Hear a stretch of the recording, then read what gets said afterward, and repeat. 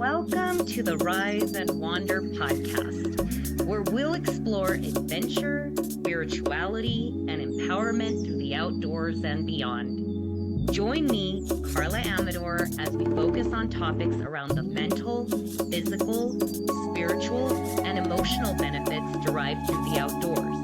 You'll also hear inspiring stories, get educated, and more. Let's get started. Join me for a year of hiking in 2025 with the 52 Hike Challenge. Commit to your personal journey outdoors alongside a supportive community and make 2025 your year of hiking. Take your family, friends, furry pets on an adventure they'll always cherish. Plus, you'll gain the physical, mental, spiritual, and emotional benefits derived through nature and hiking. Learn more and sign up at www.52hikechallenge.com. And see you on the trails.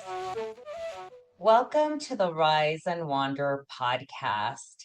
I'm your host, Karla, and today we are going to dive into solo travel.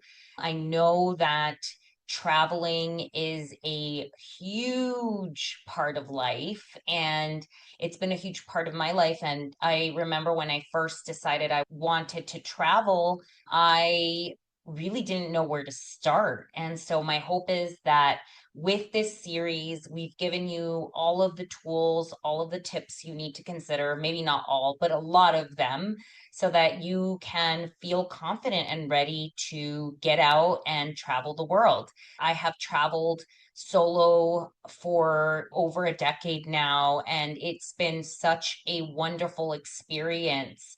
Maybe traveling in a group is not an option for you. And so rather than wait for that to happen, it's okay to get out there. It's okay to go on your own. So I just want to give you that confidence that this is something you can do, and it's such a wonderful way to see the world.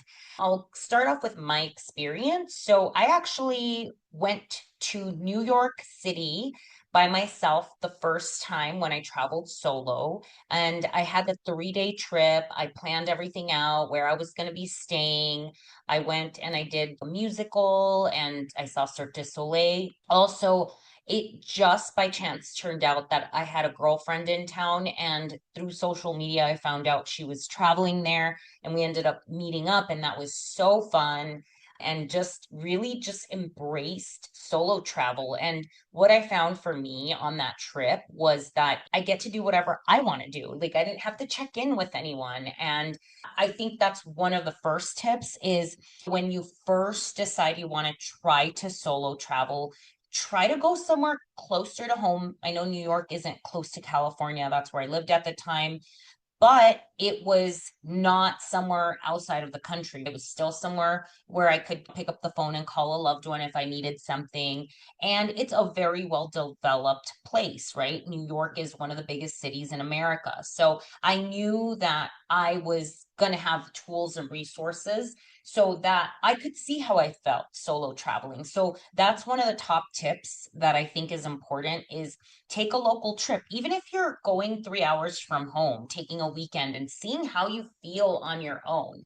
So I know for me, it was just super fun. I had a great time, and I was like, I want to do one of the trips that I took after New York, and this is many years later, is I did a solo road trip. I went to Colorado, Utah, Wyoming, and I think maybe there was one other. I went to Idaho.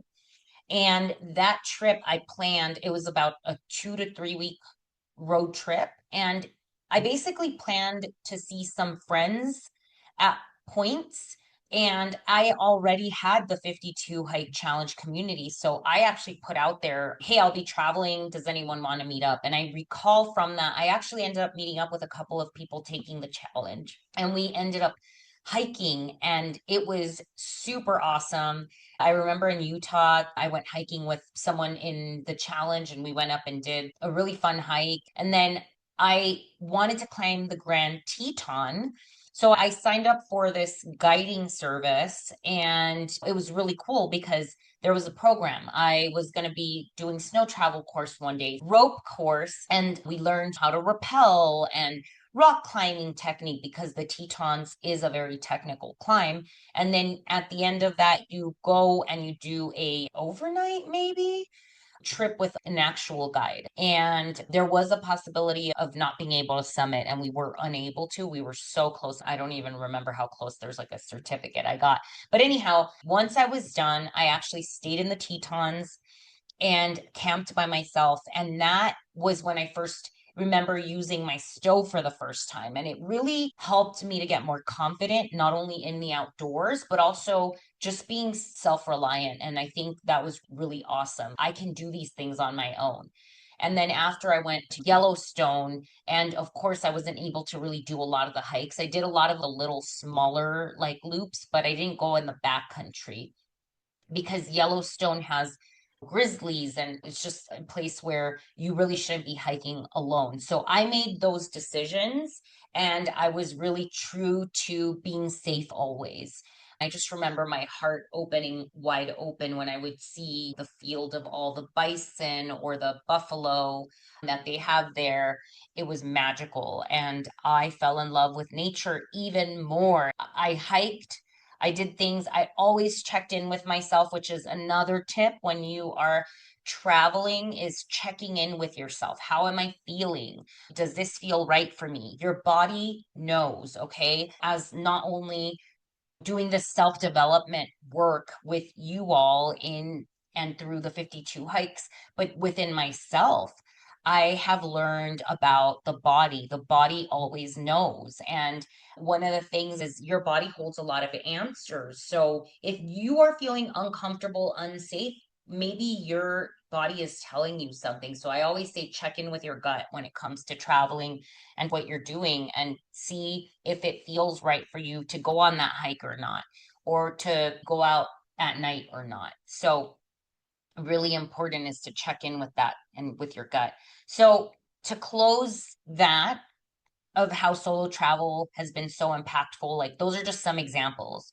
After that, I actually traveled to India on my own. And I would say India is probably as intense as you can imagine. And it took a lot of me planning and research, which is one of the top things you need to do so that I could figure out like what do I need to be aware of? What are considerations? And I made sure to follow a lot of the tips I received, things like just say no thank you and not holding conversations with everyone that approaches you, being more covered up. I would go out a lot with glasses on. That really helped me a ton. And I also stayed in a lot of ashrams. And for me, India was more of a spiritual journey and component. I was there to meditate. I was there to work on my 12-step program for what I was working through at the time, which I love sharing. I was working on the codependency 12 steps. And it was just so powerful to be in India meditating. I saw the Dalai Lama. It was incredible. It was chaotic. I didn't have too many moments where I really truly felt a fear. Maybe when we were in the bus, taking those bus rides, that was a little crazy. And there were a few times where I was in tuk-tuks and I was just like crossing my fingers, like, I really hope that I'm going to the place that I am supposed to be going to, but it always worked out. I also have like my own spiritual practices. Upon arriving in India, this woman came up to me, gave me this image of Neem Karoli. If you follow Ram Dass, you know what I'm talking about. And they were like, if you ever feel unsafe, just say Ram. And this may not work for you, okay? I'm not saying this is for everyone, but for me, I deeply connected with that. And so if I ever felt scared, I would pray or be in that mindset. I'm being protected. Everything's going to be okay. I really had to get help from like the front desk a lot. I would ask them to call a cab for me or call a tuk-tuk for me or help me to book a train. I also ended up being on the wrong train class. I took like this overnight train and I didn't realize it. I just thought I was in the right place. And later on, maybe the next morning, someone comes over to me and they're like, you're in the wrong place. Things that I did is I always carried my backpack with me. Like I had like my important bag with me.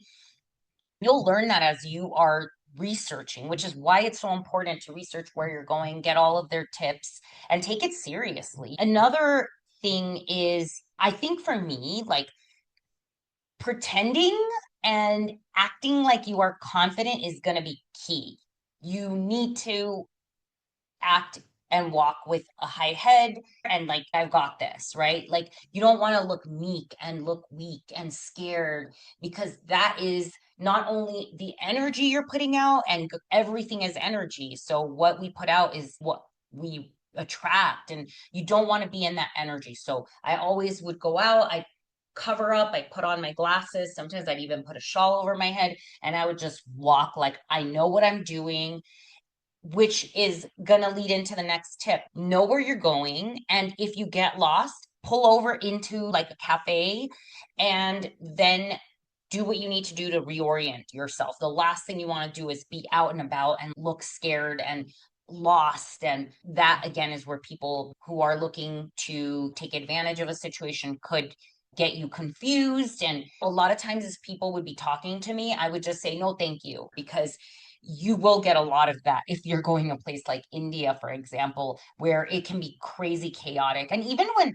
I've traveled other places, I want to say even in Bali one time, I got out of a bus and then it was chaos in the center of the station. And people are like, here, come here. And I was like, no, this is crazy. I walked over to a part and I was like, I need to gather myself so I could figure out what the next steps are. So I've gone to many other countries since then on my own, Bali, Italy, and I'm just going to say I love it. For me, it is something that I will always do for the rest of my life. And I just know that I can handle it. I know that I can do it. And there's such a sense of freedom and seeing things and experiencing them on your own. And so some people may not like that, and that's okay. So going back to the first tip, which was travel locally, see how you feel. So, this is a really great time to think about when you're traveling. Do I want to join tours like day tours or maybe smaller tours? You're still on your own, but you're able to meet people. I think something that's really important, I always talk about, it's the why. Why am I doing this? So, for you, as you're thinking about that, checking in with yourself, and for me, I know it like represents freedom, which is a really big value in my life. It represents growth for me. You will be tested and you need to be flexible. And yes, there may be moments where you're going to be scared. And like my latest lesson in life right now is I am fearful of things. Things come up for me, but I'm going to do it anyway. And so that's what I think travel also does, is it helps me to grow in my confidence. I learn so much from people, and it's just a way that I feel extremely alive. And I think seeing other cultures and meeting people is a part of that journey that I'm on. And so if you feel that call, answer it. Like there's a reason for that. Other things to think about is when you are planning, choosing a destination based off of your desires, needs, wants. And I talked about this before. If you're thinking about like a yoga retreat or something, there's certain destinations that might be more attractive for that. And I've traveled to a retreat in Greece one time, and it included all of things where you were picked up. Actually, we are hosting a retreat at Ghost Ranch. There's one spot left. It may be claimed. Email me if you feel like you want to join, because I might be able to do something for you. Anyways, the logistics were all taken care of. And then I got there, I made friends. So go based off of how you feel, because there could be things that work out for you. Maybe it's not fully solo travel, but you get that ability to still go do something. Other tips, and I've talked about this before, staying in hostels are fantastic when you are solo traveling, of course, with caution, but I usually have made a lot of amazing friends at hostels, been able to jump on other side trips with people, and it's just been a really nice way to spend some solo time, but then also get interaction with others. Think about that and other type of stays that could be more community based, like community rooms and things of that sort. Okay, so back to safety tips. When you're traveling solo, it's really important to have some way of letting someone know where you're going to be, what you're doing, checking in with someone. For me, I travel with my spot device. I could push a button and it's attached to satellites and it'll let someone know where I am. So that's a thought. I always talk about having a phone that works through a SIM card. We've talked about that, so I'm not going to go into it too much. Okay, tips for going out at night. Okay, I've gone out at night, it's been great, but I'm always very cautious. Number one, I pay attention like the day before when I get in, I pay attention at night and see what kind of vibe I'm getting. Where I'm staying, is it somewhere that's walkable? So, this is why when you're traveling, you want to get hotels or hostels, wherever you're staying, even Airbnbs, close to the main town and main things. And when you're researching, you'll find out a lot of times they'll say, do not walk in this neighborhood at night, or there's usually tips. So when I've traveled in Europe, for the most part, I've really never felt super unsafe. There may be a lot of alleys. I try to avoid those and stay on the main roads. Carrying a flashlight, I always bring my headlamp, things like that. And again, just being mindful at nighttime, be extra cautious, be mindful of taking drinks from people that you don't know. Even not drinking a ton is ideal, just because you want to be always in your right mindset, making good choices. And you are going to get approached as a single woman. I've been approached many times and I don't engage because I don't really know, right? I don't know what this person's intentions are. So I would just say be mindful and know that you probably will be approached. Know that you might get catcalled depending on where you are in a country. So back to being aware of your surroundings, like paying attention. We've talked about not being too flashy, keeping things near your body. If you're going to have your purse, or like maybe you have a fanny pack, putting it in front, having extra monies somewhere else, not just in that one place, planning ahead is always good. And on that note, it's always good to have backup documents, whether it's pictures of your credit cards, your passport, all of that. It's really good to have backups of that. Back up your computer, back up your phone. I lost my phone recently and it's a long story. I got it back, but I was so sad because I was like, oh my God, I lost all my photos. So backing up your phone, for me, sometimes I've traveled with a backup drive where you can connect it to your computer and it backs everything up. Know that sometimes you need to take these extra precautions in case of something happening. And then, yeah, knowing the local emergency numbers is always great. And lastly, you just want to make sure that you really go with faith and trust. Okay. This is what I want to close the episode with. When you travel alone, you want to have faith and trust that the universe has your back. And also, because I don't want to make this all about gloom and I want this to be positive, right? For the most part, I've really not had too many big things, thankfully. Being aware, being cautious, following your gut, and then hope for the best. Trust, believe that great things are coming your way. I've made some amazing friends. I've experienced some incredible things with this mentality. And every day I trust that I'm having the experience I need to be having. And sometimes those experiences are not fun. Sometimes those experiences are scary. Sometimes those experiences are forcing you to grow. That is a part of the journey. This journey is about growing, it's about learning, and also like attracting amazing miracles, attracting amazing experiences. And I know I wouldn't be the person I am today if I wouldn't have these experiences. And it allows me to truly see things through a different lens. And so I just want to inspire you, motivate you, and also leave you with that this is an experience, it's a journey, it's life changing, it's magical, and to hope for the best always. Think positive because our minds can really play with us. Our minds can really take us to some dark, scary thoughts. Sometimes we have anxiety and it's not even related to what's happening in the moment, it's related to something in the past. So, the more we can breathe and be cautious and take the steps so that we're safe, we're going to be fine. We're going to have a great trip. Every time I travel, I feel like I unlock all of these amazing lessons. Sometimes I'm processing something really big and I'm on a trip and I'm like, wow, like this trip was so divinely timed for something that I was going through. And I truly know that travel is life changing. And I hope that you go on that trip and that you try this out. And yeah, if you have any tips, feel free to comment. And if this was helpful, please share this with a friend, subscribe to the podcast, and I'll see you in the next episode. Thanks so much.